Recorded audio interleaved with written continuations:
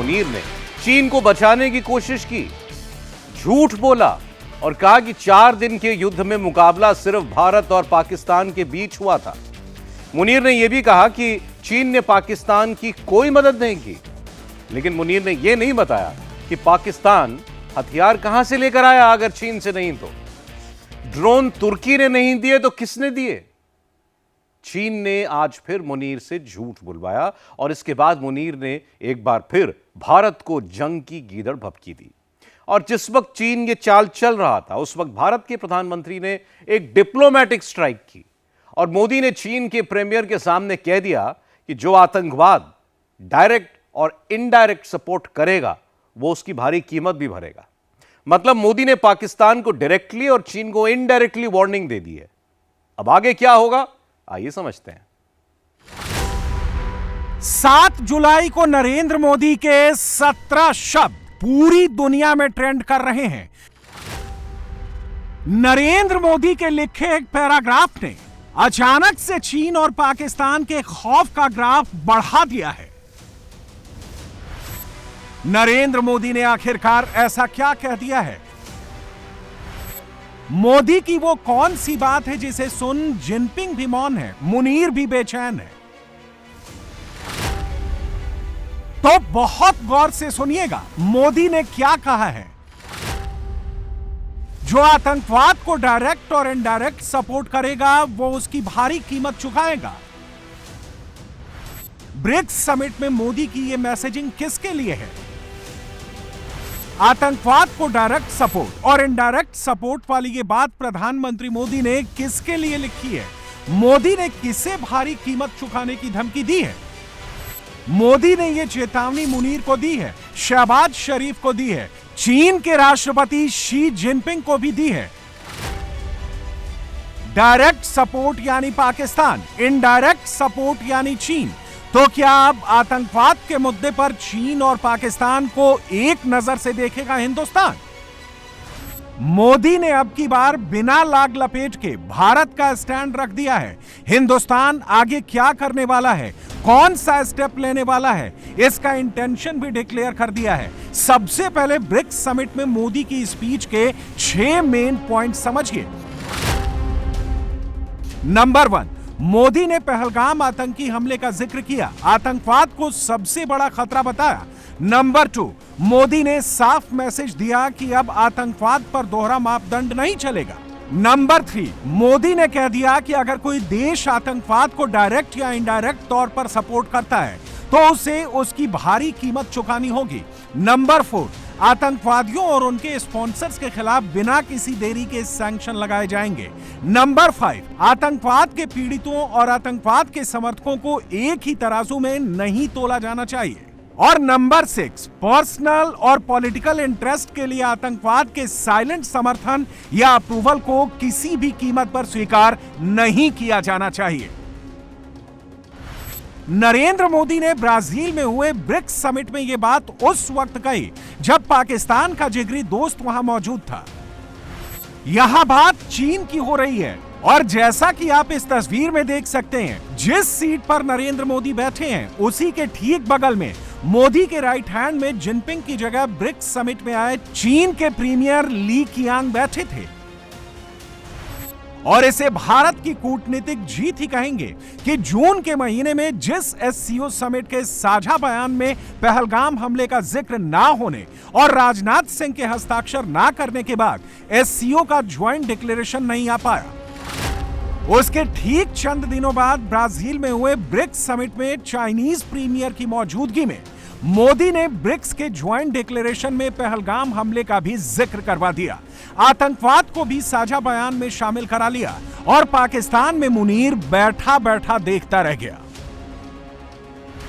Prime minister Narendra Modi ने अपनी 10 सालों का सबसे लंबा जो है वो सफर शुरू कर दिया है। क्या ये सफर सिर्फ ग्लोबल ऑप्टिक्स के लिए है या भारत जो है वो दुनिया भर में अपनी सॉफ्ट पावर पुश करके पाकिस्तान को डिप्लोमेटिक तौर पर कॉर्नर करना चाहता है? बेसिकली नरेंद्र मोदी जो है वो अपने आप को पिच कर रहे हैं ग्लोबल साउथ का leader. So Narendra Modi basically global south के चैंपियन बनना चाहते हैं। वो चाहते हैं कि मैं ग्लोबल साउथ का लीडर बनूं। नरेंद्र मोदी को अपनी एक्सेस बढ़ानी है, reach, and then at the end of the day ये मैसेजिंग करनी है कि जनाब हम जो है वो बहुत ज़्यादा अब इंडिया वो इंडिया नहीं रहा जो हाथ फैलाता था, अब वो इंडिया है जो एक लॉन्ग टर्म सोच रखता है। क्या पाकिस्तान को जो है वो इंटरनेशनली आइसोलेट करने की स्ट्रेटेजिक कोशिश हो रही है अंडर द लाइक आप कह सकते हैं garb of anti terrorism talk? Let's see, वहाँ पे मोदी साहब हमारे खिलाफ बातें करेंगे ऊंची ऊंची और हमारा वो नैरेटिव हमारे बारे में लेके आएंगे, तो वैसे ही इंडिया अब एज ए ग्रेट प्लेयर के तौर पे इमर्ज कर रहा है। अब वो कह रहे हैं वॉर ऑन टेरर, दुनिया से मदद ले रहे हैं, दुनिया से जी, ये वॉर एंड टेरर है, ये टेररिज्म है जो पाकिस्तान कर रहा है। वो इस वक्त नैरेटिव सेट कर रहे हैं, ग्लोबल राउंड टेबल करवाना चाह रहे हैं। You understand the global round table? ये ग्लोबल राउंड टेबल क्या होता है? मतलब सारी दुनिया को इकट्ठा करो, सारी दुनिया को इकट्ठा करो। This is what they are saying, that's what they are talking, कि दुनिया में एक बड़ी कॉन्फ्रेंस कराई जाए और उस कॉन्फ्रेंस में कहा जाए कि पाकिस्तान दहशतगर्दी गिरा रहा है, दुनिया आए इसके ऊपर बात करे। ब्रिक्स के ज्वाइंट स्टेटमेंट में पाकिस्तान स्पॉन्सर्ड आतंकवाद और पहलगाम का जिक्र आना शहबाज और मुनीर के लिए किसी झटके से कम नहीं है, और यह झटका भी कोई ऐसा वैसा नहीं है। ब्रिक्स देशों का ज्वाइंट स्टेटमेंट करीब 31 पन्नों का है। इसमें 126 पैराग्राफ हैं, लेकिन इसमें 10 बार सिर्फ भारत का ही नाम है, 27 बार दुनिया में हो रहे आतंकवाद की बात है, और उसमें जिस एक टेरर अटैक का जिक्र पहली पंक्ति में है वो 22 अप्रैल 2025 को पहलगाम आतंकी हमले का ही है। साझा बयान में बाकायदा आतंकवादियों के क्रॉस बॉर्डर मूवमेंट का जिक्र है, आतंकवादियों के फाइनेंसर्स और सेफ हेवन्स का जिक्र है। इसमें यह तक कहा गया है कि आतंकवाद से लड़ने की जिम्मेदारी सीधे सीधे स्टेट की है, यानी इशारा डायरेक्टली पाकिस्तान की तरफ ही है। सारे राष्ट्राध्यक्षों ने माननीय प्रधानमंत्री जी की बातों को जो है सहर्ष स्वीकार किया है, और ब्रिक्स ने पहलगांव की घटना को जिस ढंग से अपने बातचीत में शामिल किया है, और जिस तरह के डेलीगेशन में सारे लोगों ने एक साथ टेरर को खिलाफत किया है, और वो एक पार्ट है हमारे ज्वाइंट स्टेटमेंट का, मुझे लगता है कि इससे बड़ा मजबूत प्रधानमंत्री इस देश को नहीं मिल सकता।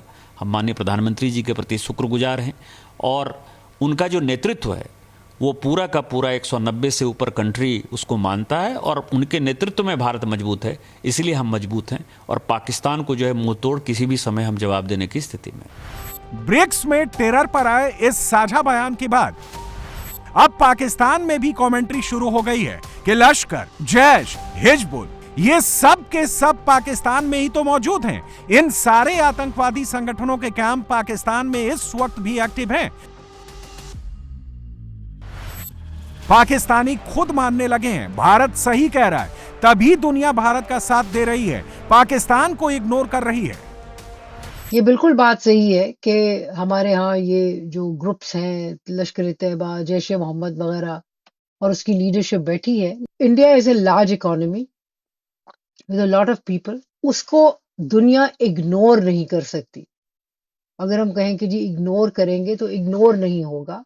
पाकिस्तान इस बात से भी इनकार नहीं कर पा रहा कि यहाँ पर मसूद अजहर और हाफिज सईद और इस किस्म के लोग भी पाए जाते हैं, जो कि ना सिर्फ ये कि जिनका नाम भारत लेता है और कहता है कि जी इन्हीं लोगों ने टेररिज्म की है और ये लोग इन्वॉल्व हैं मुंबई अटैक्स और कई दूसरे अटैक्स या जो नुकसान हुए हैं भारत में उसमें, तो पाकिस्तान से कहा गया कि जी इन लोगों को हवाले किया जाए।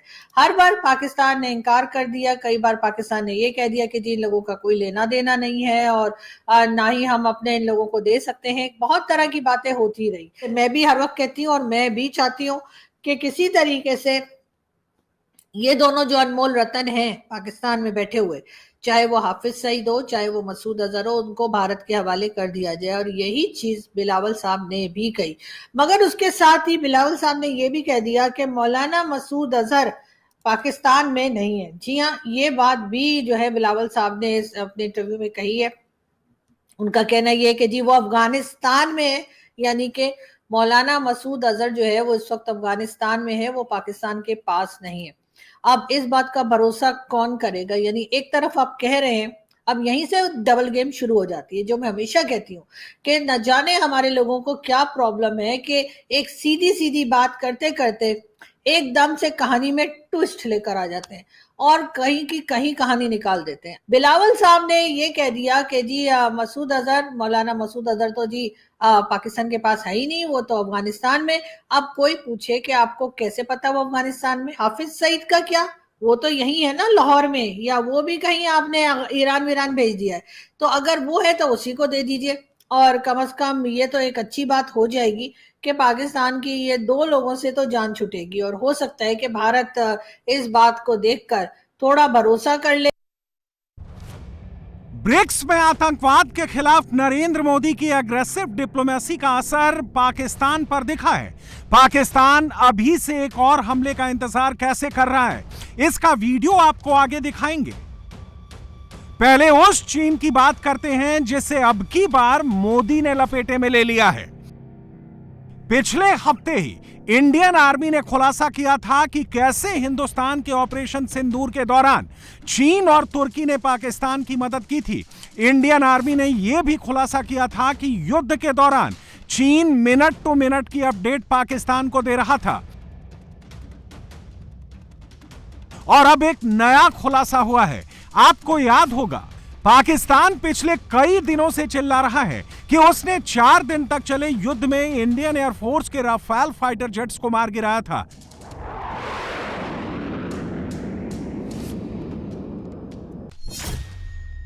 पाकिस्तान ने इसके लिए बाकायदा एक फेक कैंपेन चलाई, अफवाह फैलाई, भ्रम फैलाया।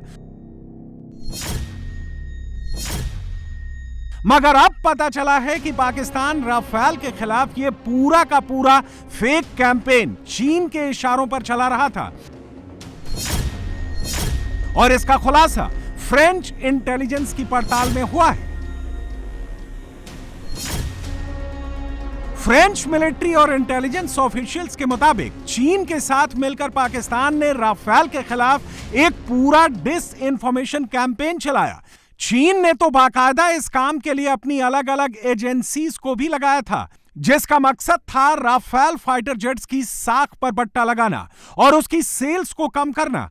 चीन ने यह कैंपेन इसलिए चलाया ताकि कोई और देश फ्रांस से राफेल जैसे मिलिट्री फाइटर एयरक्राफ्ट ना खरीदे। फ्रेंच इंटेलिजेंस की पड़ताल में यह भी पता चला है कि चीन और पाकिस्तान ने इंडियन एयरफोर्स के जिन 5 राफेल फाइटर जेट्स को मार गिराने का दावा किया था, वो भी एक डिस इंफॉर्मेशन कैंपेन ही था और कुछ नहीं। अब सवाल है कि चीन और पाकिस्तान ने मिलकर यह झूठा नैरेटिव क्यों फैलाया। इसका जवाब यह है कि 4 दिन की लड़ाई में हिंदुस्तान ने पाकिस्तान के तो पसीने छुड़ाए ही छुड़ाए, लगे हाथों पाकिस्तान के चाइनीज हथियारों, चाइनीज डिफेंस सिस्टम की भी हवा निकाल दी। इसीलिए हिंदुस्तान के इन 2 दुश्मनों ने झूठी कहानी बनाई और अब यह बात खुद पाकिस्तानी भी मान रहे हैं। बहुत सारे हमारी डिफेंस में गैप्स भी हैं। मसलन ये कि 9 जो टारगेट्स थे इंडिया ने एक्वायर किए, 11 फिर आपके बेसिस पे हमला हुआ, तो आपके एयर डिफेंस डिडंट वर्क। क्या आप जानते हैं कि सिर्फ आधे मिनट में पाकिस्तान को ये फैसला करना था कि उसे जौहरी हमला करना है या नहीं करना? सिर्फ आधे मिनट का टाइम था, 23 से 45 सेकंड। नाज़रीन, कभी कभार जो है मिसाइल वो किसी एक ज़मीन के हिस्से पर नहीं गिरता, वो फैसलों पर गिरता है, वो पॉलिसीज़ पे गिरता है, वो अमन पर गिर जाता है। और यही बिल्कुल बात हुई जब भारत ने पाकिस्तान के ऊपर ब्रह्मोस मिसाइल से हमले किए थे। आज जनूबी एशिया दोबारा पूरी दुनिया की नज़रों में आ रहा है और उसकी वजह वही ब्रह्मोस मिसाइल जो इसका एक सुपरसोनिक मिसाइल है, एक बैलिस्टिक मिसाइल है भारत का, जब उसने उसका हमला पाकिस्तान के ऊपर किया।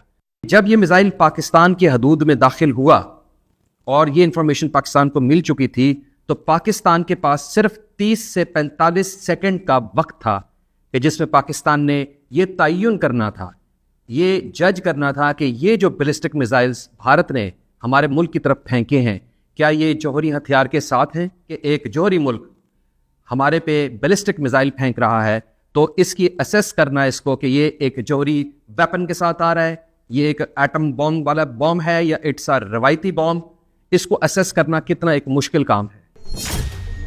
यानी अब की बार पाकिस्तान तो फंसा ही फंसा है, चीन भी बुरी तरह से लपेटे में आ गया है। मुनीर, शहबाज, जिनपिंग तीनों को कुछ समझ में नहीं आ रहा कि अब क्या करें।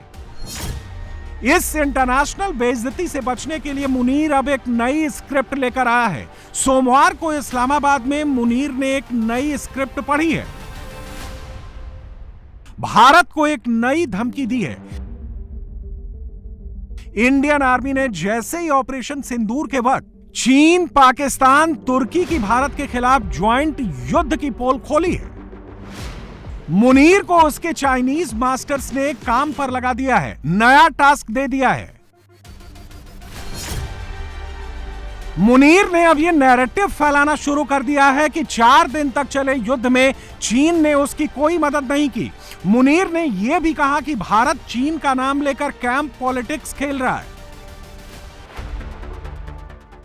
लेकिन लगता है कि मुनीर ने अपने रक्षा मंत्री को नहीं समझाया, पढ़ा लिखा कर टीवी इंटरव्यू के लिए नहीं भिजवाया, क्योंकि खुद ख्वाजा आसिफ मान चुका है कि भारत से हुए युद्ध में चीन और तुर्की ने पाकिस्तान की खूब मदद की, और यह बात पाकिस्तान में हर कोई जानता है।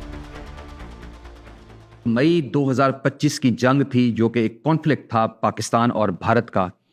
इसमें वो पाकिस्तान यानी कि एक दुश्मन के साथ नहीं लड़ रहे थे बल्कि 2 दुश्मनों के साथ लड़ रहे थे, और वो दूसरा दुश्मन वो चाइना था जो पाकिस्तान को मुसलसल हर किस्म की वो इंफॉर्मेशन शेयर कर रहा था, हर किस्म की खुफिया जो इंफॉर्मेशन उनको अपने सैटेलाइट के थ्रू मिल रही थी वो पाकिस्तान के साथ शेयर कर रहा था। इस जंग के दौरान पाकिस्तान को भारत की तमाम जंगी मूवमेंट्स के बारे में पल पल की खबर मिल रही थी, और ये खबरें पाकिस्तान को और कोई नहीं बल्कि चाइना प्रोवाइड कर रहा था।